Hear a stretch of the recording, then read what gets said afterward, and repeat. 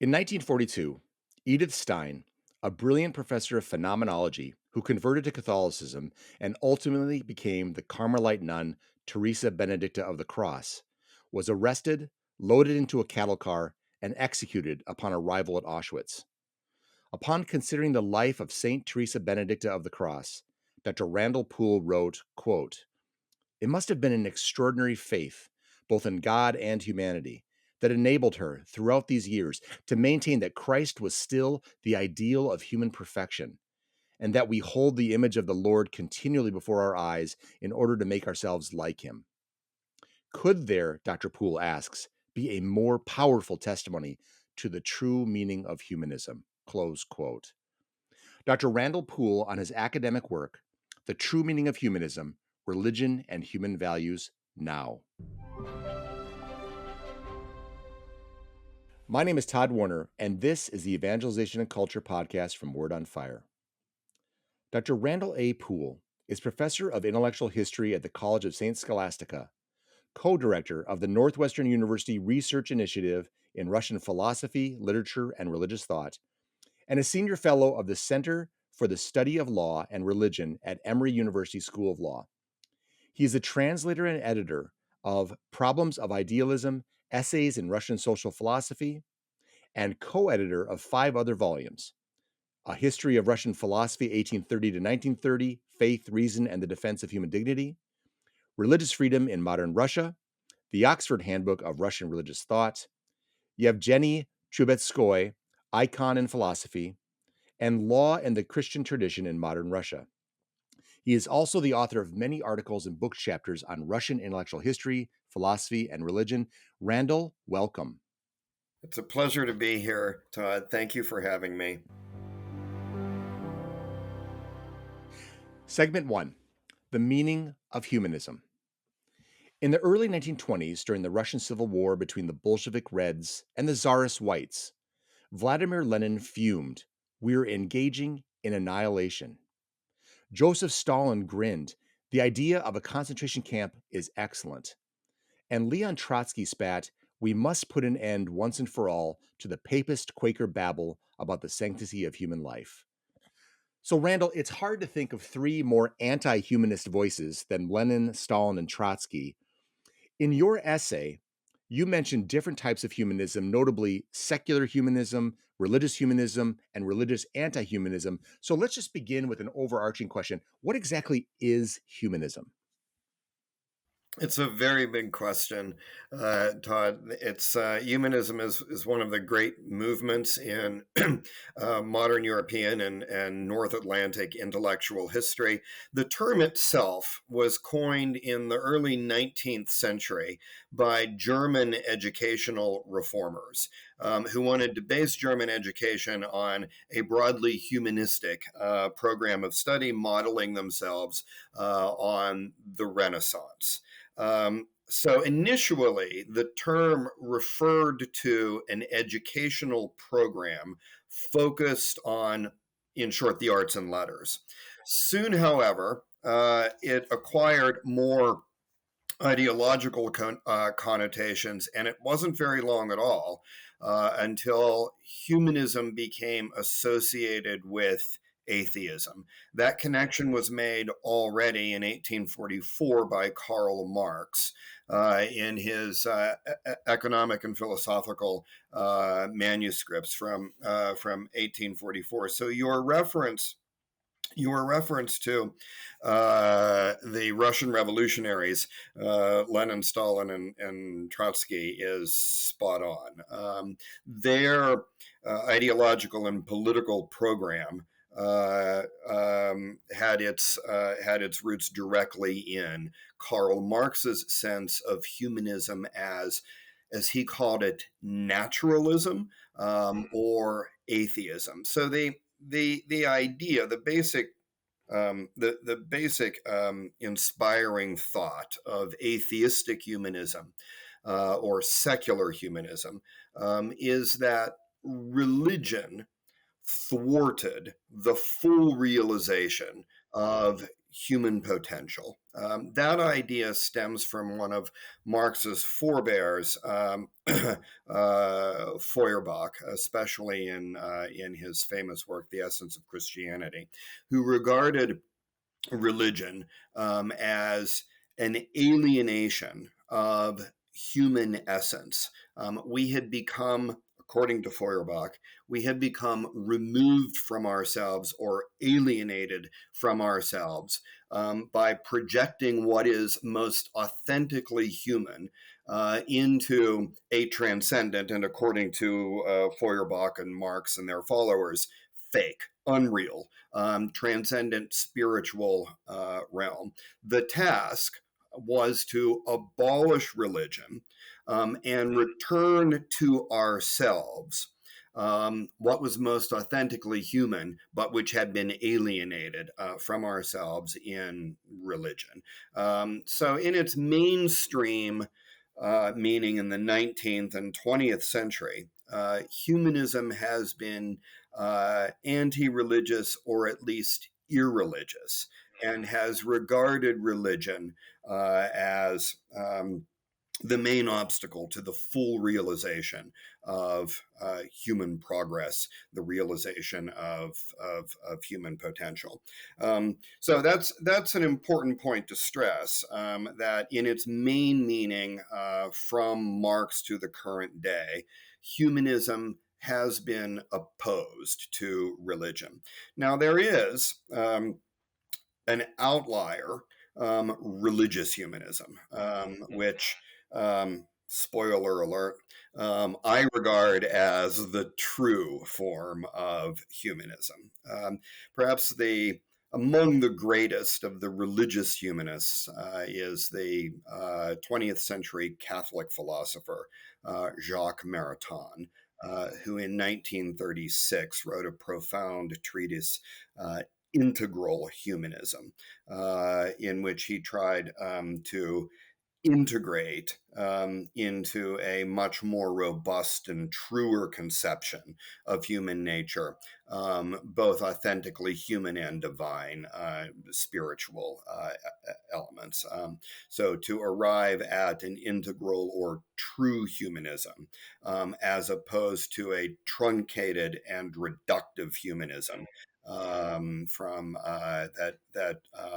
Feuerbach, Marx, Engels, and then in the way you began, Lenin, Stalin, and Trotsky had advanced.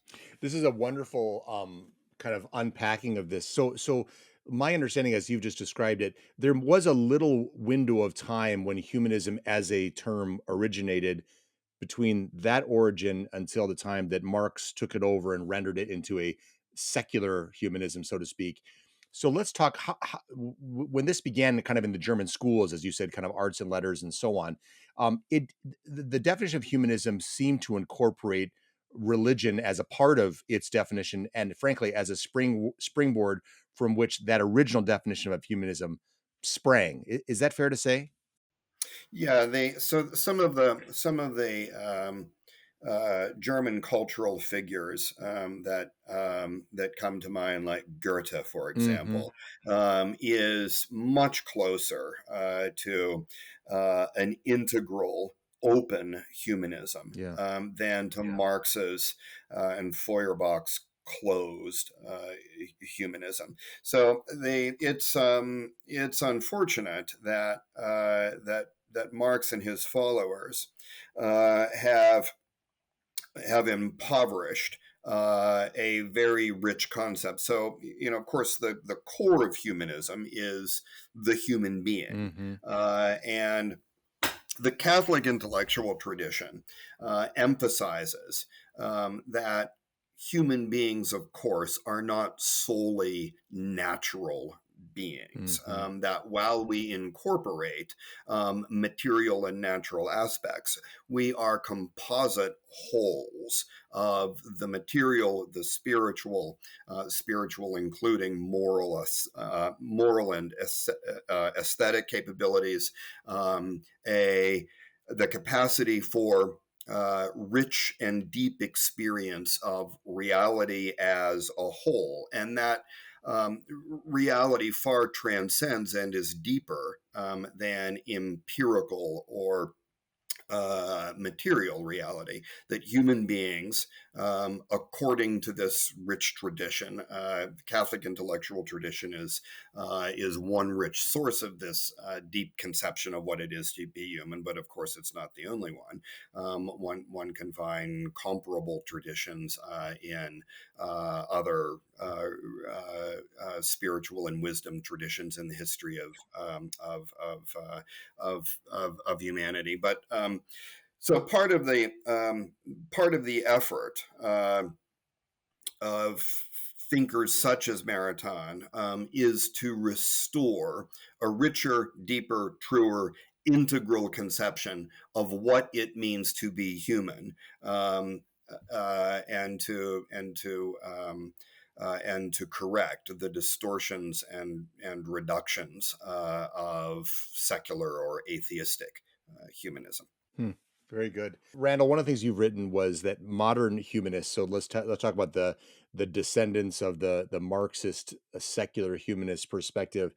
One of the things you write about in your paper about the humanist perspective about religion and their opposition to religion is that there's two primary reasons. There's an ethical reason for opposition to religion and an epistemic reason. Could you just elaborate on those? What do you mean by, so there's a person out there who declares themselves a humanist, perhaps a secular humanist, and they oppose religion in their worldview because of for an ethical reason. What does that mean? Sure. So it can't be denied that in its history, religion can be a source of Hmm. violence. Um, Human beings, but I think it's inaccurate to state, as some of the new atheists, for example, Sam Harris. Yeah, yeah. If I can perhaps find. If I can find a quote from Harris. Here we go. So the ethical case against religion is summed up concisely enough by Sam Harris, one of today's best known so-called new atheists. He says that religion is, quote, the most prolific source of violence in our history, and that faith is, quote, the mother of hatred whenever people define their moral identities in religious terms. So these are extravagant Yeah, and mistaken claims. right. Um, Religion can be a source of violence, but I would argue that religion is violence only when it proceeds from a debased understanding of God and man. Yeah, Religion, by its nature, is not violent, right. contrary to the claims of thinkers such as Sam Harris. But this idea that religion is violent and oppressive by its nature is one of the taproots of secular or atheistic humanism. It's a matter of history, of course, that uh, religion did serve as a source of ideological support for the absolutist monarchies in early modern Europe. So that association between the Catholic Church and absolutism has led to the belief that religion by its nature is oppressive. I think that that widespread belief is mistaken. There are of course other historical reasons for this association of religion with violence. To name some of them, the medieval and Spanish Hmm. Inquisitions, the idea that they proceeded from the idea that orthodoxy or correct belief as determined by the church was a condition of salvation. Departures from orthodox belief or heresy were therefore regarded by the medieval and early modern church as a threat to salvation and had to be rooted out, including, when necessary, by violence. Not perpetrated by the church itself, but authorized by the church in the hands of secular authorities. Yeah.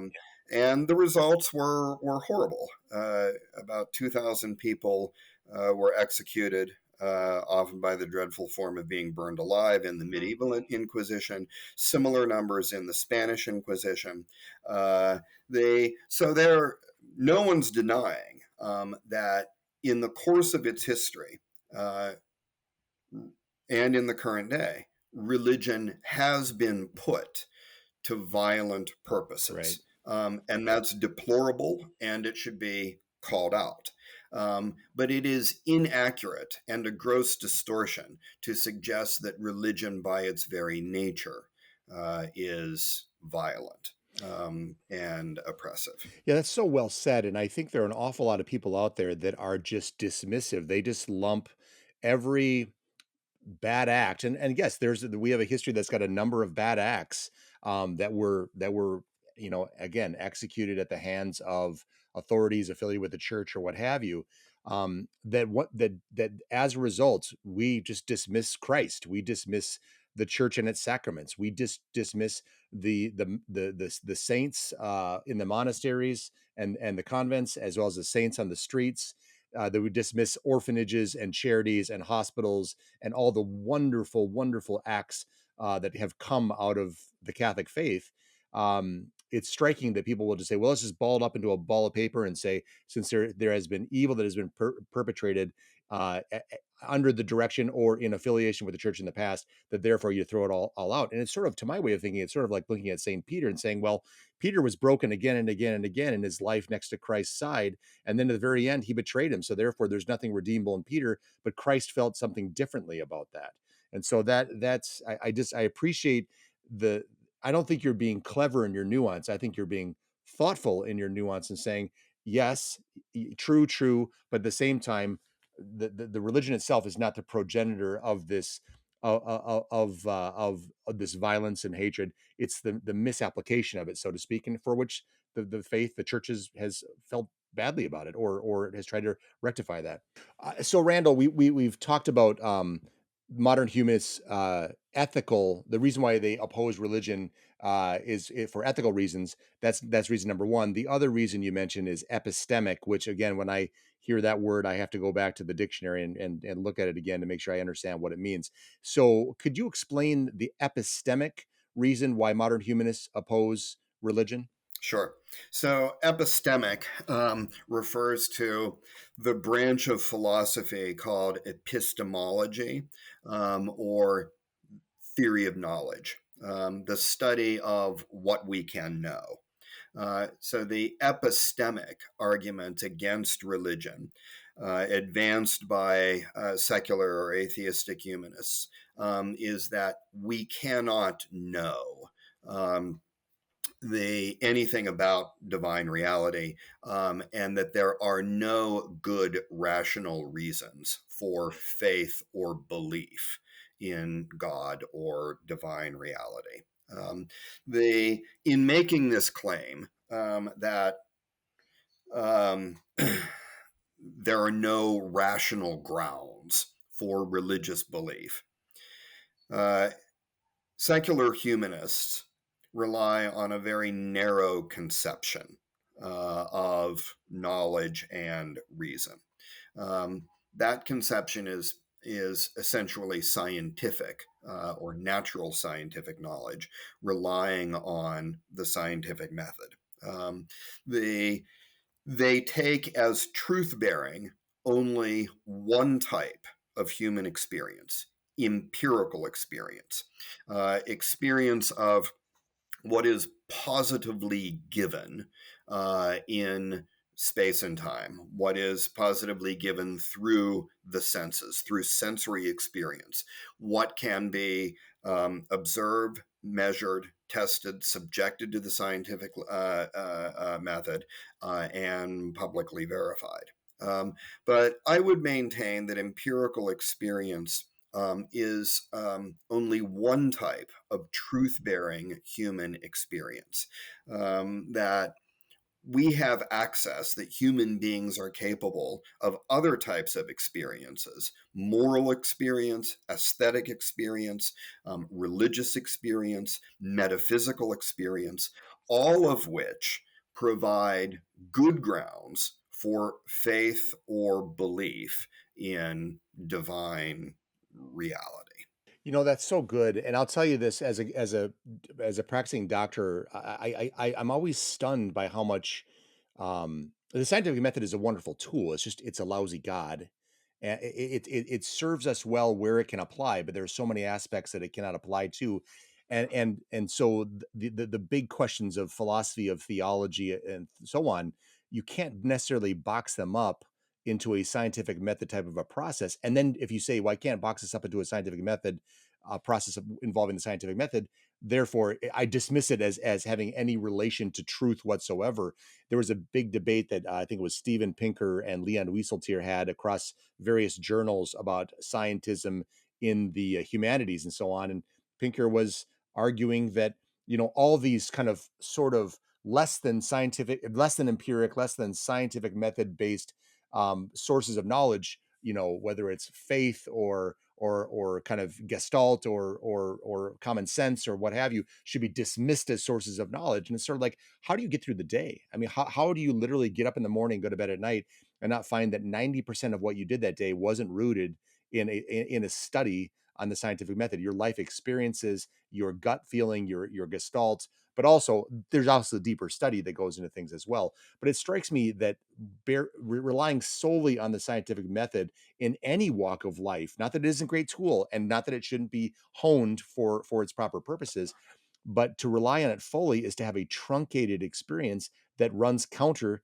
to human experience. Is that being am I oversimplifying, or is that a fair statement to make? It's a very fair statement, not overly simplistic at all. You use the term scientism, which is a very useful term. Yes. Scientism maintains that only the natural sciences, relying on the scientific method, um, are truth bearing, that there is only one way to truth, the scientific method.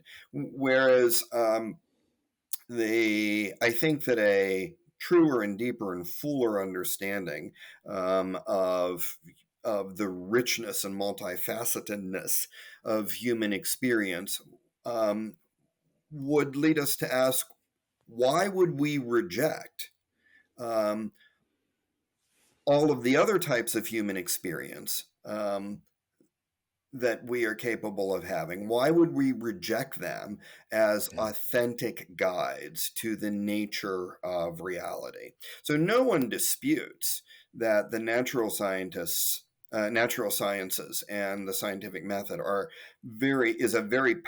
form a very powerful way to truth. The question is it the only way? Right. And I would suggest no. That that that countless human beings throughout human history um, have maintained a deep faith that their personal experiences, again, moral, aesthetic, metaphysical, religious, that those experiences are reliable guides to reality. And what is remarkable is that vast numbers of people, separated by cultures and large stretches of time, nonetheless remarkably concur on the conviction that reality is not exhausted by the Mm. natural world in space and time. That the natural world is one aspect of reality, not all of it. Why would we reject the testimony of countless people across cultures and times. And that's perhaps the most audacious of the claims of today's new atheists, that all of those experiences are, in short, delusional. Yeah. That only natural science, that the natural sciences, scientific method, count for truth. I reject that claim.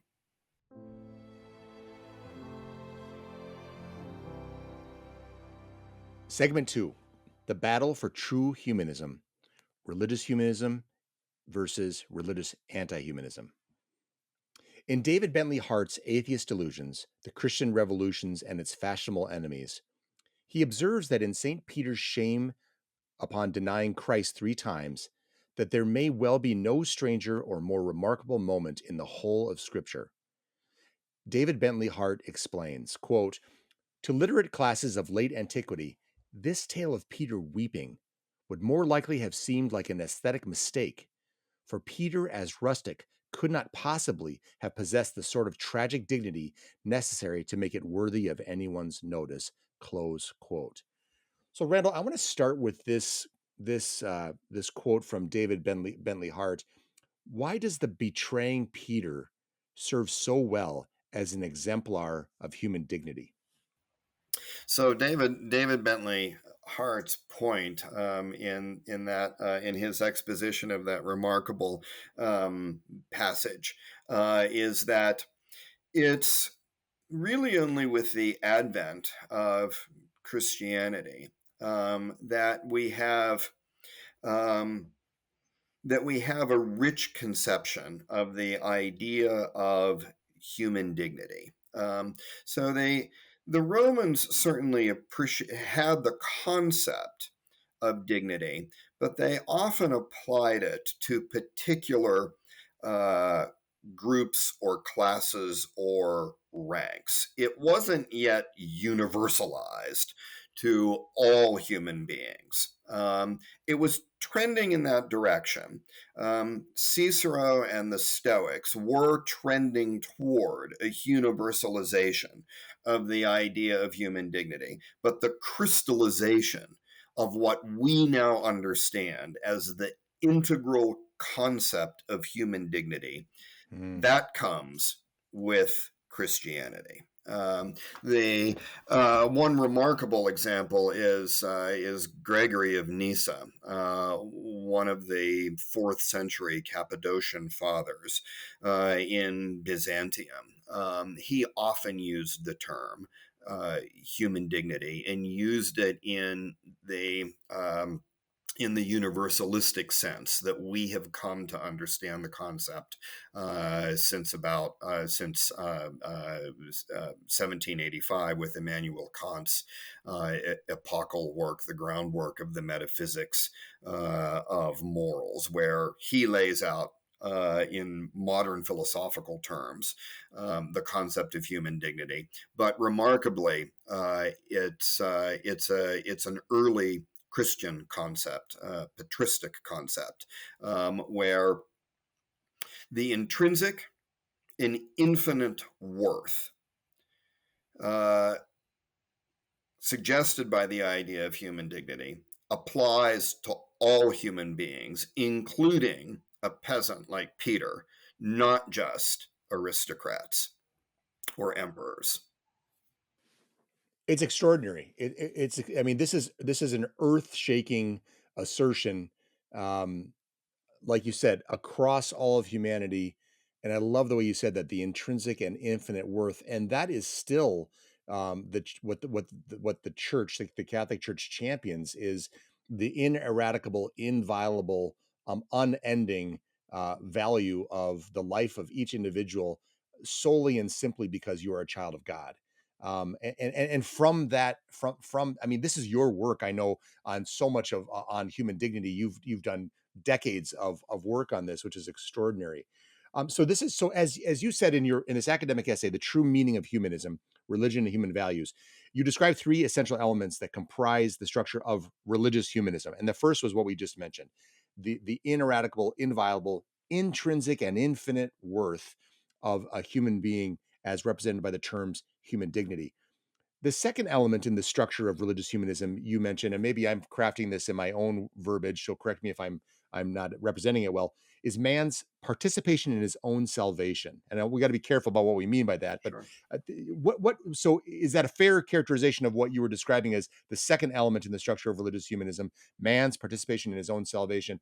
And if so, could you expand on that? Sure, and that's exactly right, Todd. They and this conception of salvation, which is of course central to our religious traditions, Mhm. is a differing conceptions of the nature of salvation is a crucial way of distinguishing between what I refer to as religious humanism, Mhm. which again I regard as the true form of humanism, and religious anti humanism. So it is Mhm. important to stress that not all forms of religion are humanistic.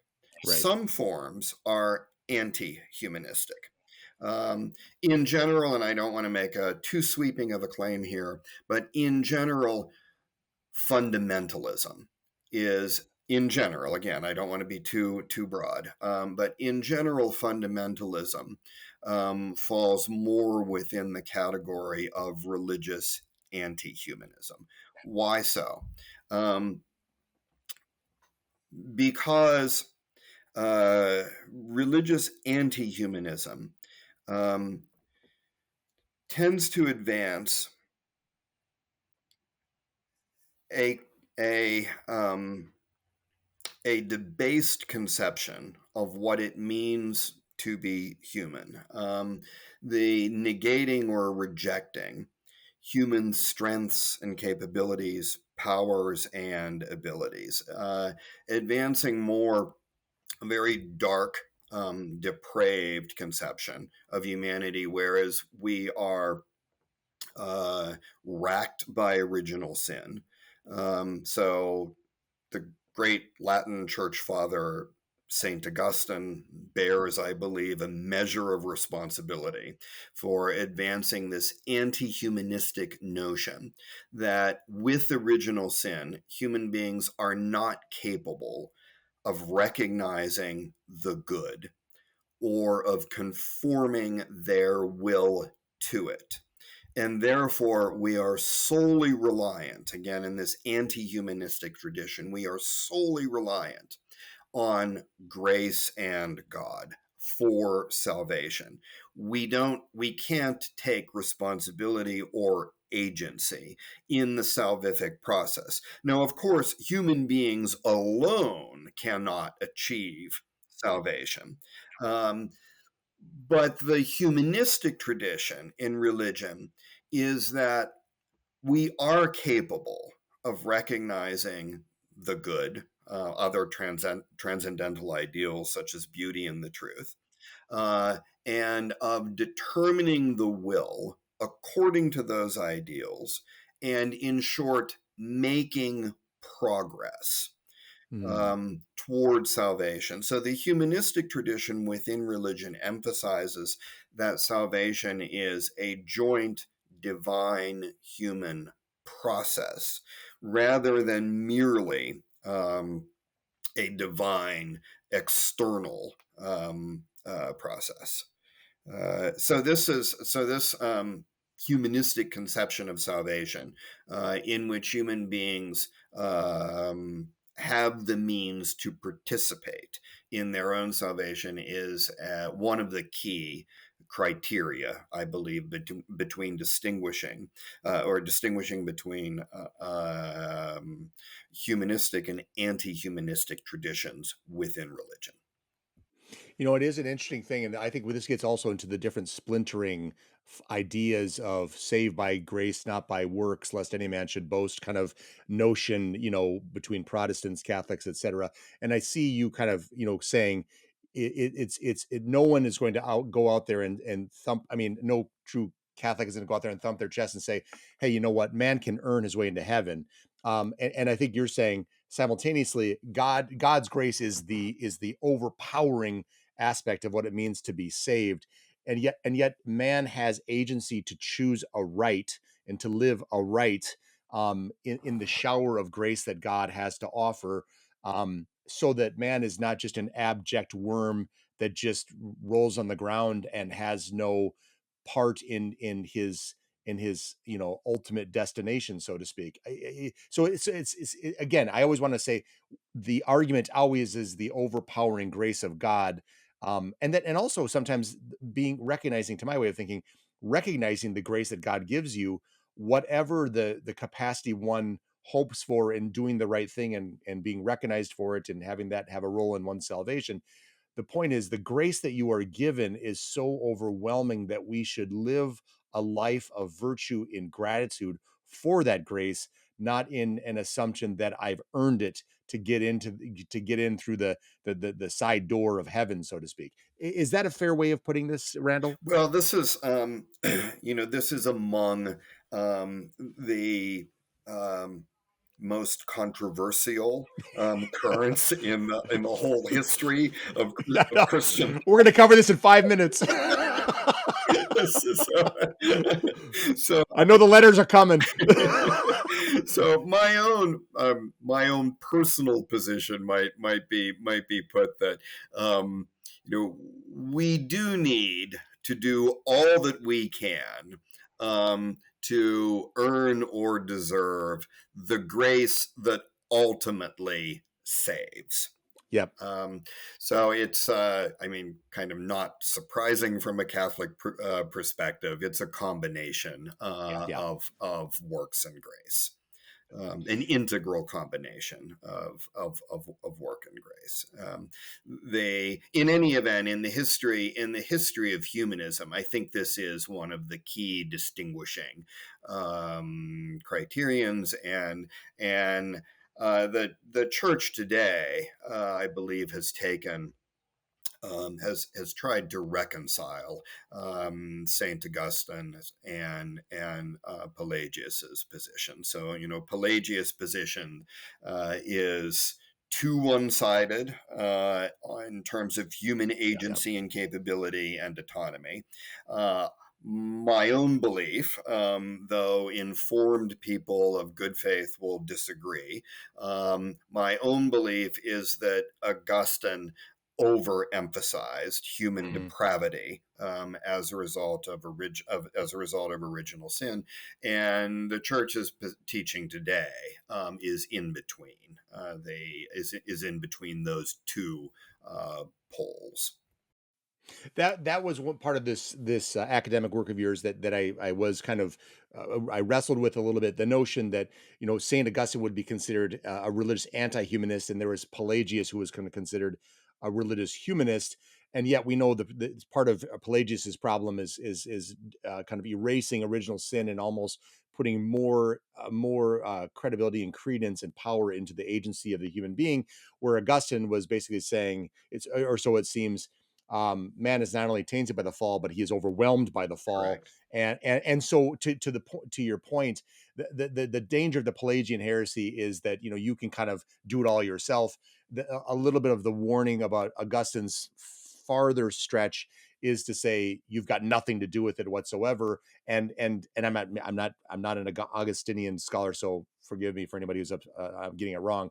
But kind of that middle ground, like you said, where there's an agency component, but there's a taint by original sin, and there's an overwhelming need for grace, but there's an agency component to the human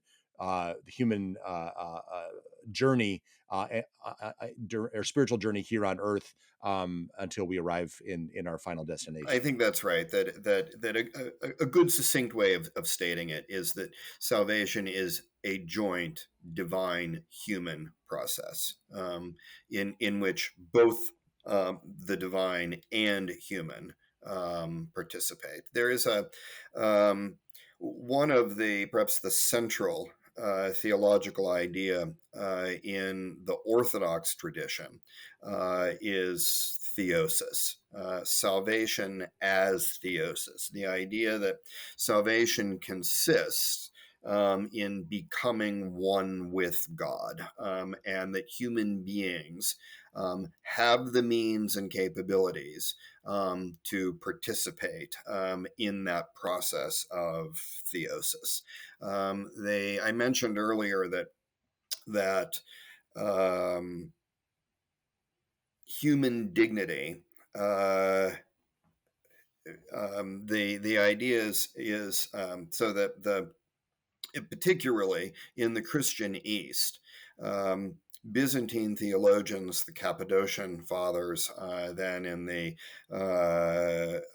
around the year 600, Maximus the Confessor, developed Genesis 1:26, created in the image and likeness of God, into a profound theology, the image and likeness theology, whereas the image is the ideal of the divine that reason can recognize. And likeness is our capability for perfectibility according to the image. That human beings, through reason and free will, can first recognize the ideal or the image and then work toward it, making themselves ever more like the divine. And that process culminates with salvation or theosis, a transcendent culmination in which, of course, grace plays a very mighty role. But I would argue, following the patristic tradition, that human perfectibility is an integral part of the process. Perfectibility is perhaps a scary term. It suggests, Mm-hmm. perhaps might misleadingly suggest that human beings are capable of perfecting themselves on their own. That's not so. That's not how I'm using the process. Sure. Rather, perfectibility refers to just making progress toward salvation as theosis. Before we move to our next segment, I'd be remiss if we didn't talk about the other part of this, which is religious anti-humanism. Right. And as I understand it, there's effectively two facets in your academic work. One that I will call a violent parochialism, and the other, which I will call human incorrigibility. Can you expand on those facets for us? I mean, again, tell me if I'm mischaracterizing them. And then, secondly, just kind of give us some thoughts on religious anti-humanism and those two facets. Sure. So we've already touched on some of the um, distinguishing characteristics of religious anti-humanism. I think the most important is simply the denial of human dignity. Yeah, That religious outlooks that deny human dignity, by definition, yeah. are therefore anti-humanistic.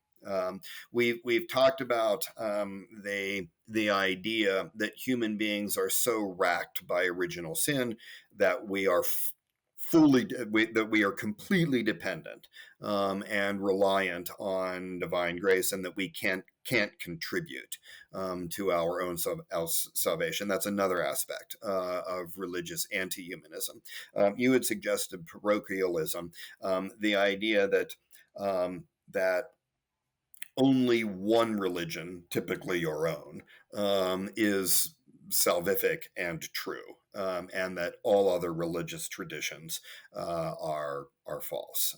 So this is closely aligned with fundamentalism.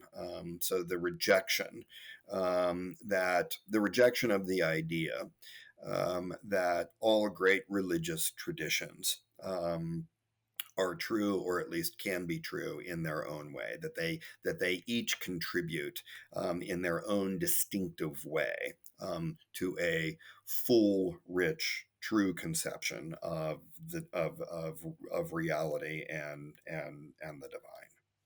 Even expanding on that more, is that would be another wonderful podcast. So we might have to return to that one.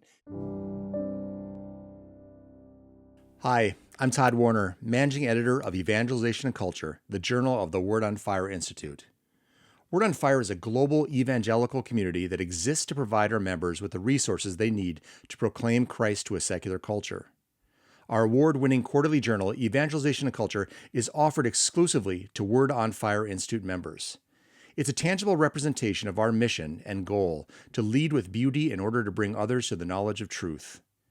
Inside each issue, you'll find writing from premier scholars and inspiring pieces on literature, culture, and daily life from fellow missionaries on the journey to know and serve Christ. Get a copy of the current issue of the Evangelization and Culture Journal for free by visiting wordonfire.org/journal. Thank you, and join us in bringing Christ to a hungry culture. Segment 3, Renaissance Humanism. In what has been dubbed the Manifesto of the Italian Renaissance, the young Florentine prince Giovanni Pico della Mirandola wrote, quote, "We have made thee neither of heaven nor of earth, neither mortal nor immortal, so that with freedom of choice and with honor, as though the maker and molder of thyself, thou mayest fashion thyself in whatever shape thou shalt prefer. Thou shalt have the power to degenerate into the lower forms of life, which are brutish.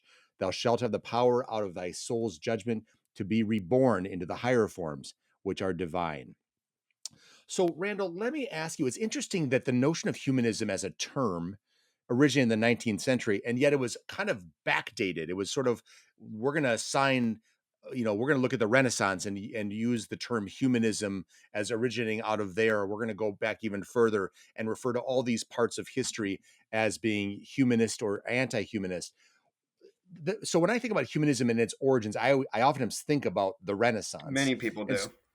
and so I was going to ask you, what became of the humanism during the Renaissance, and especially the modern conception, as I see it, of the Renaissance has portrayed the Renaissance as sort of a secular reaction against the religiosity of the medieval or the Dark Ages.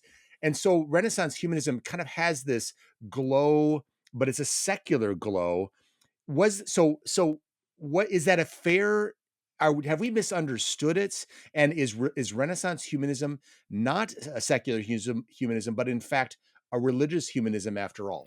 My own understanding is that it's a profoundly religious Mm, humanism, and that to characterize Renaissance humanism as secular is mistaken and an appropriate misappropriation of the modern understandings of humanism to Renaissance humanism. So the Renaissance thinkers did not yet have the abstract term humanism, but they did have the more concrete reference humanist or humanisti, those who study the humanities. But they understood the study of the humanities as a way to realize humanitas, as a way to realize our human potential.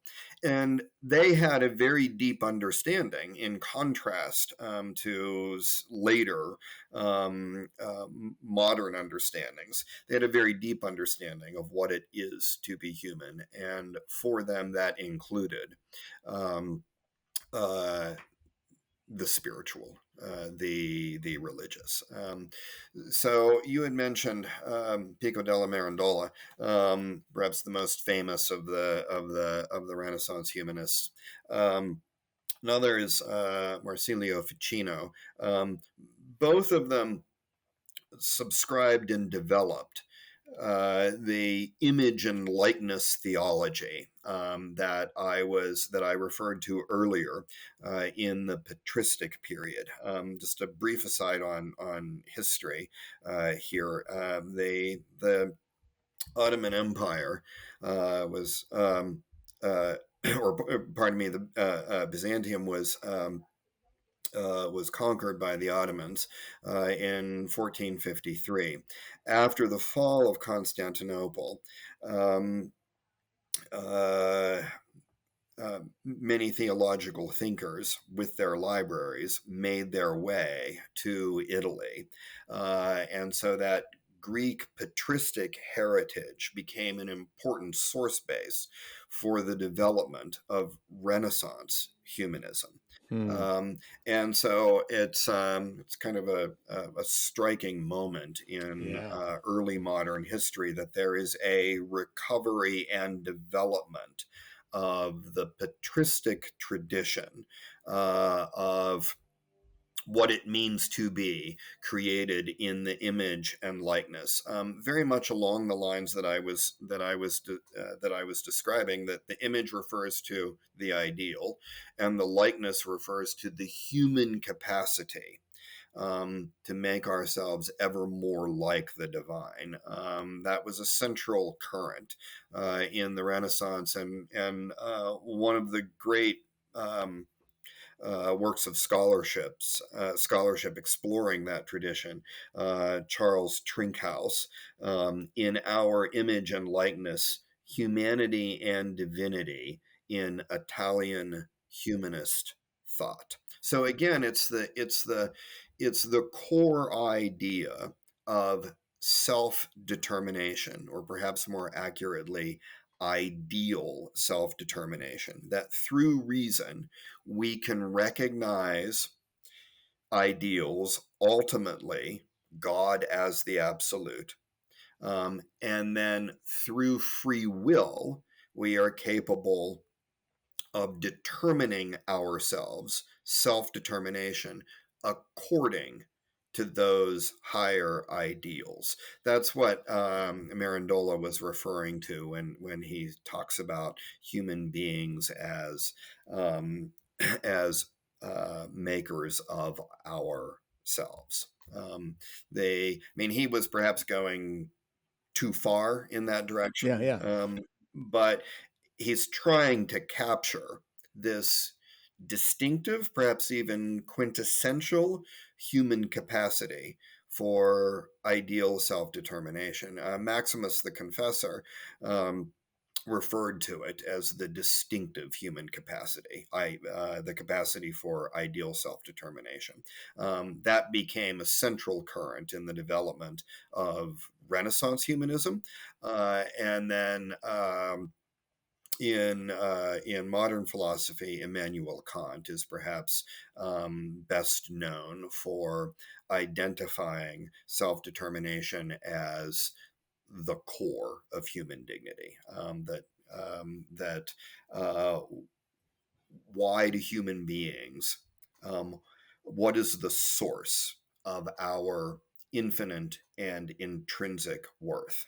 Um, the patristic theologians, Renaissance humanists, and Kant all agree that the key source is this capacity for ideal self-determination, that it is natural to the mind to recognize God.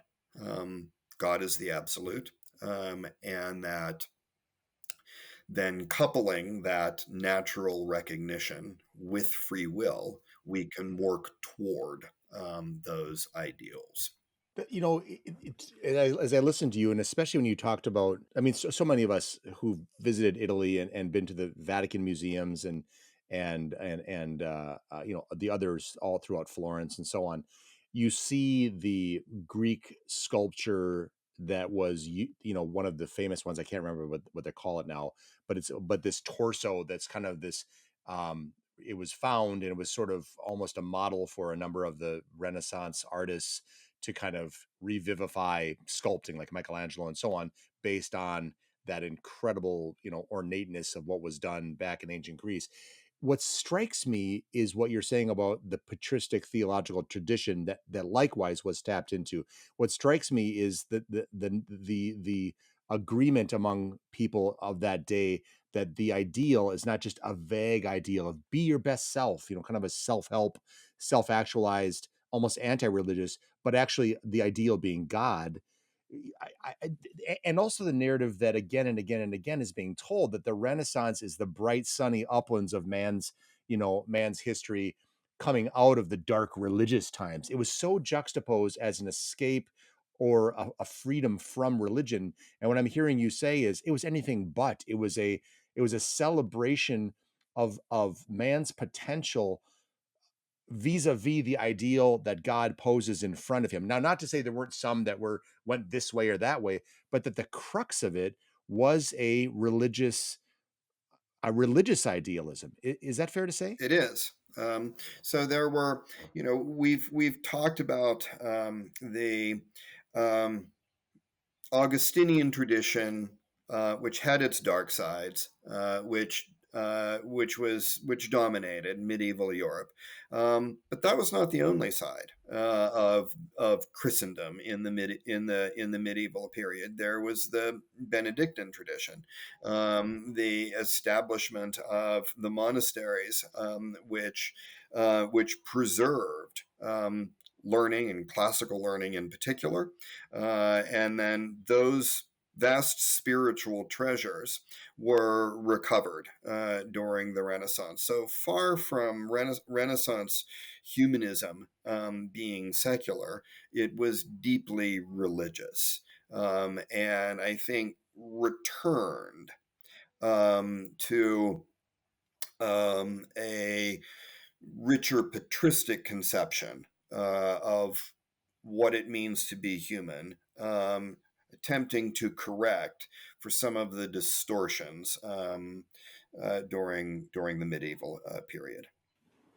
It's interesting. You make me think also the Renaissance, what the Renaissance did artistically and also its ideals with God, by returning to Greek sources and so on and so forth, and the patristics, like you said.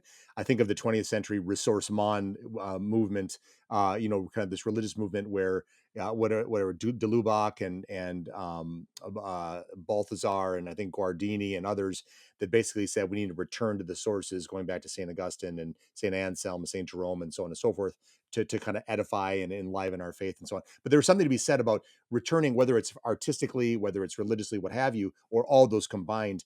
The notion of going back and drawing from the deep, deep well of the tradition, specifically of faith, is an extraordinarily powerful elixir to kind of to pull out of that well, so to speak. I couldn't agree more, Todd. And that process of ressourcement begins in the Renaissance. Let me ask you this too, Randall, before we move on to our final segment. What role does the freedom of conscience play in religious humanism, and what threat does the freedom of conscience pose towards a secular humanism? So it plays a central role. So there's freedom of conscience is a broad term, and we need to specify sort of its dual meaning. So it Sure. has an what might be referred to as an anthropological meaning, or a core philosophical meaning, which is nothing but what I've referred to as ideal self-determination. So freedom of conscience in this core philosophical meaning refers to the human capacity to freely recognize um, ideals as truthful and then to live according to those Mm, ideals. So freedom of conscience, it has there's a risk that it might suggest that whatever um,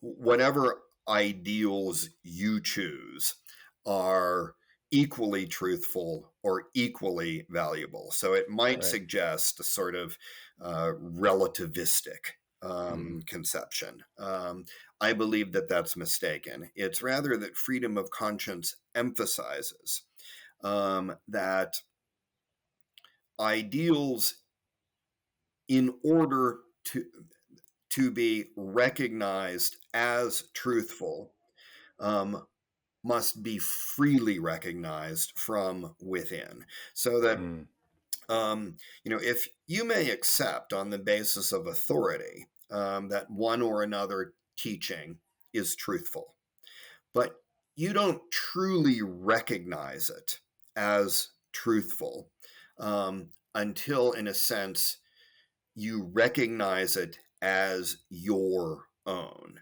And that mm, must be a free assent yep. to the truth. So freedom of conscience emerged in the early modern period as the basis of human rights in opposition to the frankly, the church's abuse of the concept of truth, in the notion of orthodoxy, that it was something that that needed to be compelled externally by force.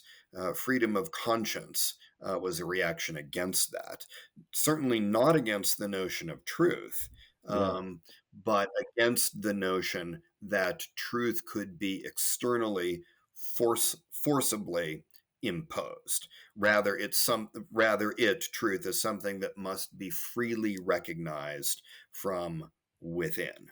Um, Only if ideals, only if truth are freely recognized from within, can they then drive ideal self determination. Um, the truths which are externally imposed are not ideals. They're just facts. They don't have the capability for to drive self determination.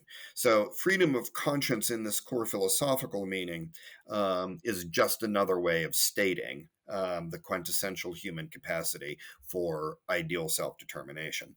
Then, in its second meaning, it refers to a human right, indeed, the first and most sacred of human rights, because it goes to the core of what it means to be a person. If ideal self determination is that core, freedom of conscience in its first meaning emphasizes that. In its second meaning, freedom of conscience refers to a right that everyone has by virtue of their humanity, and then all of the other human rights that were recognized and developed in the early modern and modern periods derive, I think, in one way or another from this core human right of freedom of conscience. That's great. When you were saying that too, I love the way that you wanted to make very clear that about relativism and so on. I think there's a lot of people that sometimes think when think about freedom of conscience, there are those that think, the right to stand up for what my faith teaches and what my belief system is. There are others that are saying, well, freedom of conscience is my get out of jail free card, where I don't like something that the church teaches or what have you. Therefore, I can just say, well, I invoke conscience because I just don't like it. I don't agree with it. Whereas I think in Veritatis Splendor, John Paul II, his great encyclical, talks about the notion that conscience needs to be formed, and so this is a freedom of conscience involves, I think, as you're describing it, it involves a thoughtful, prayerful formation of conscience, so that, as John Henry Newman would kind of talk about and write about, you would assent to truth as opposed to live under compelled truth, and arrive at a more full, rich, and devoted attendance to what the truth is. Is that a fair way of putting it? Exactly. It refers to freedom of conscience, refers to um, the to use that term again, epistemic Mm, condition mm. of truth, namely that truth must be freely recognized from within. Segment 4: The Humanism of Today. In The True Meaning of Humanism, Randall Poole observed, quote, "The historical tradition of religious humanism deepened and advanced the most important thing of all, human dignity. But by the last third of the 19th century, the religious roots of humanism had been largely severed." So, Randall, at the very beginning, you unfolded for us sort of almost at its birth, the birth of the notion of humanism. It almost lost its religious footing, Right. if you will, and devolved into darker paths. So, Marxism, social Darwinism, nihilism, fascism, National Socialism represented, I guess, what I would understand through your definitions, not only anti-religious but also anti-humanist ideologies. And my question, when you started telling me about sort of the evolution of humanism under Marx and this kind of sad degradation and devolution, if you will, how did religious humanism fall so far so fast? So I think that without um, a purely naturalistic conception of what it means to be human, um, such as we encounter with Marx, is highly unstable. And history demonstrates that it quickly degenerates into into what might be referred to as um, maybe a zoological humanism, um, in which um, the human degenerates into the purely naturalistic or zoological, and then there's a very easy step to social Darwinistic and so-called new racist concepts that human value is based not on the capacity of everyone to do good, but rather on brute force and the capacity to dominate others. So it's not surprising that by the last third of the 19th century, uh, irreligious, secular, atheistic humanism was devolving into murderous and genocidal ideologies. What's striking is that in the middle of Europe's Great Civil War, the Great War, and then the interwar period, and the Second World War, in the 1930s, a new form of religious humanism was developing in interwar Europe. It came to be known as personalism, a distinct type of religious humanism, which emphasized, perhaps more sharply and more clearly than ever before, that the core of true humanism is an integral concept of what it means to be a person. Um, Mm, the roots of that concept, personhood, are again patristic, specifically in the idea of the Trinity, three persons in one God. That personhood consists in and being itself consists in a community of persons.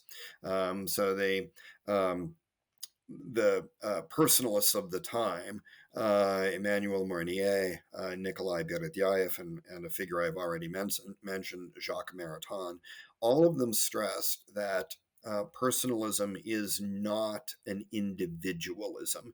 Rather, individualism is the debasement of mhm, personalism. That um, personhood requires a community of persons, and the paradigmatic community is the Trinity. So personalism can trace its origins again to the patristic period, and this new form in the 1930s, this new type of humanism, or the most recent iteration of humanism, was a profoundly religious humanism. Um, which uh,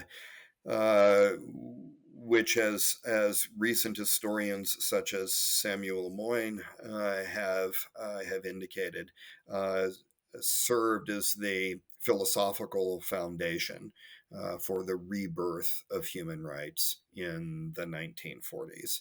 I mentioned earlier Jacques Maritain's 1936 treatise Integral Humanism, which was a profound exposition of his philosophy of personalism. He hadn't yet made the turn to human rights, but in the fall of 1938, he did make that turn in another of his great books, Scholasticism and Politics. He was under the direct influence there of Pope Pius the 11th. So it's often It's often pointed out that for much of its modern history since the French Revolution, the Catholic Church was opposed to human rights and liberalism more generally. Um, that began to turn under Popes Pius XI and Pius XII. So Pius XI, in his encyclical Divini Redemptoris, powerfully advanced the idea of human rights. That marked an important transformation in the church's approach to human rights. And then on personalistic foundations, most importantly advanced by Jacques Maritain, the church in subsequent decades, culminating, of course, in the Second Vatican Council, made human dignity and human rights central to its social teaching. So Randall, do you feel that the greatest bulwark against the religious, well, I should say the secular humanism of Marx and his descendants, is it the personalist school? I mean, is it a religious humanism, and is the personalist school, would you say, the most robust of of those who are standing against the Marxian, secular utopian, is I'm not trying to, I guess what I'm trying to ask is, who would you guide us to read, especially in the tumult, the ideological tumult, the secular humanist, tidal wave that was happening mid 19th century into the 21st century, frankly. Are the Jacques Martin and the personalists, are those the ones you'd say, along with the Catholic Church and the Catechism and encyclicals, Benedict Pius the 11th and so on? Is that who you would say would be best suited and best served to read? Are there any others you'd say we should be reading to get a sense, as because I think the reaction against this, because it was a tidal wave, obviously. Um, I think the reaction of it, the philosophical, religious, and intellectual reaction of it, doesn't get the airtime it deserves nowadays. And I, for one, among many, would love to continue to immerse myself in the thoughts that come in reaction to this awful turn of events with secular humanism. So we began our conversation, Todd. You began our conversation by referring to Edith Stein, um, who's who deserves to be classified as a personalist, often is classified as a personalist. The She is one good place to begin. Another very good place to perhaps begin and end is John Paul II, who was one of the great personalist philosophers of the 20th century. The uh, Polish personalism was one of the great currents within European personalism more generally. John Paul II himself developed the personalist teachings from the 1930s into a profound theology. So you asked me, where could we turn? I can think of no better source than the writings of Pope John Paul II. Well, last thing I want to say, well, actually, two things. Randall, how did you get interested in humanism? How did you find your way to this incredibly rich field of study? I think that there's the Russian connection. Hmm. I don't have any family connections to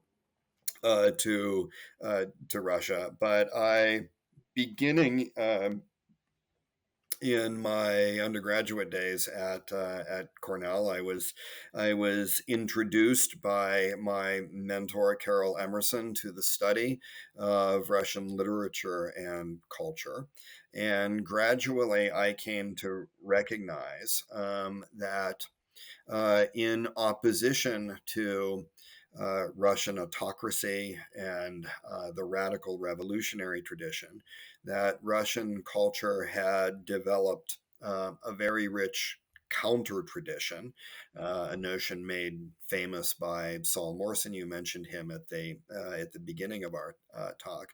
A counter tradition of open humanism, in contrast to the closed secular and atheistic humanism of the Russian revolutionary tradition. So my broader interests in the history and philosophy of humanism, human dignity, and personalism, I think, can be traced to my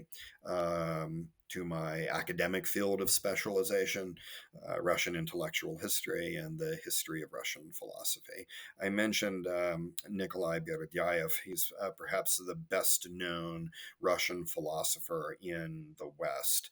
After the Russian Revolution in 1917, he and many other Russian idealists and religious philosophers were deported by Lenin in 1922 to the West. They brought with them to Europe a very rich tradition of open humanism and personalism, which served as one of the sources for the development of interwar European personalism. So it is no small irony that the Russian intellectual counter tradition of open humanism and personalism um, can be regarded as one of the intellectual sources of the rebirth of human rights in Europe in the 1940s. I want to give a shout out to you also. I was honored to give a talk at a conference that was headed by you at Northwestern,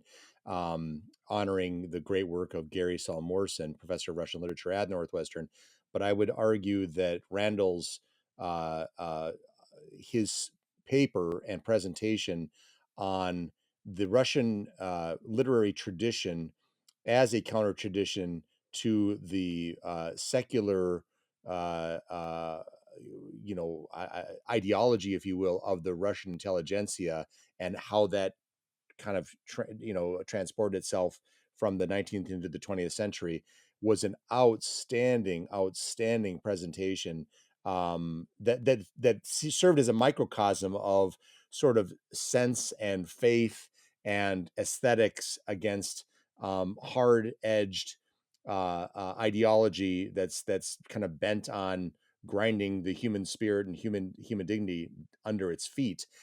So it was a one. So I'm still coaxing Randall. He's modest. He wants to share with other writers and thinkers, but I'm coaxing Randall to another podcast on that very talk, because I think it's so profoundly relevant. But I'll keep working on him behind the scenes. I want to close, Randall, with this. You close your essay, "The True Meaning of Humanism," with a reflection on the life and martyrdom, as you've mentioned, of Saint Teresa Benedict of the Cross. That's Edith Stein. You've said it multiple times, but I want you to say it for us again. How does her life, this former philosopher of phenomenology, personalism, her Catholic conversion, her execution at Auschwitz, how does it? How does she testify to the true meaning of humanism? So she referred to Christ as the ideal of human perfection, and I think that perfectly captures the spirit of religious humanism. It paraphrases Christ's own words in the Sermon on the Mount, Matthew 5:48. Be perfect, even as your Father in heaven is perfect. Dr. Randall Poole, professor, author, and champion of religious humanism, thank you so much. It has been a pleasure talking with you. Thank you, thank you for having me, Todd. It's been my pleasure too.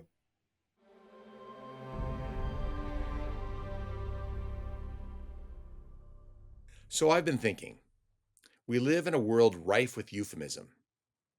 In order to make bad things sound good, or at least palatable, we rename them.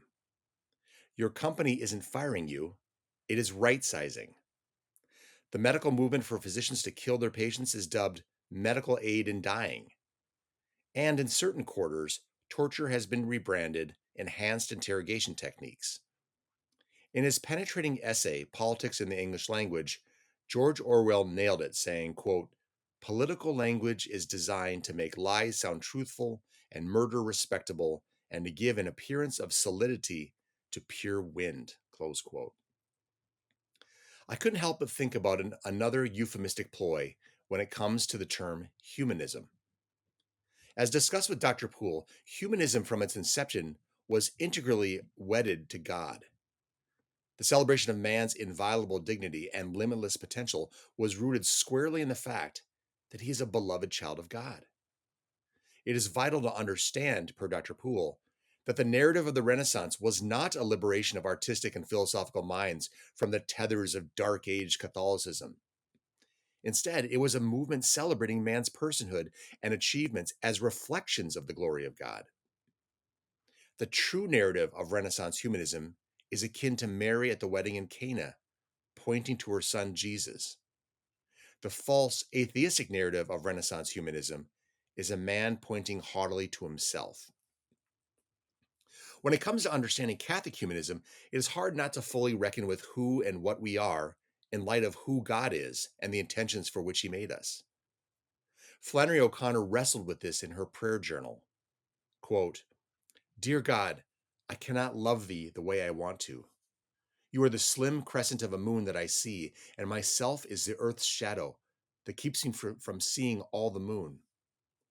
The crescent is very beautiful, and perhaps that is all one like I am should or could see. But what I'm afraid of, dear God, is that my self-shadow will grow so large that it blocks the whole moon, and that I will judge myself by the shadow that is nothing. I do not know you, God, because I am in the way. Please help me to push myself aside." Close quote. Or to borrow from the blunt motherly advice of former First Lady Barbara Bush to her young kids, don't get caught up in the big me. True humanism, Catholic humanism, must forever remember what St. Paul wrote to the Corinthians. Quote, "A man ought not to cover his head, since he is the image and glory of God." Close quote.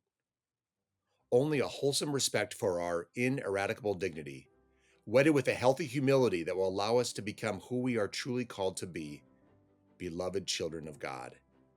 And that's no euphemism. And one last thing. This week, I would ask you to find a beautiful glossy-paged coffee table book of Renaissance art and immerse yourself in the images created by Michelangelo and Da Vinci, Bernini and Ghiberti, Raphael and Brunelleschi. And as you do, consider the themes of their stunning artwork: God and man. Such a survey is a tremendous call to the heights, not the earthly heights, but the divine ones.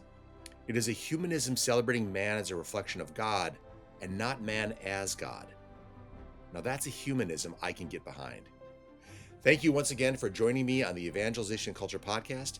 I'm Todd Warner, and until we meet again, keep bringing Christ to a hungry culture.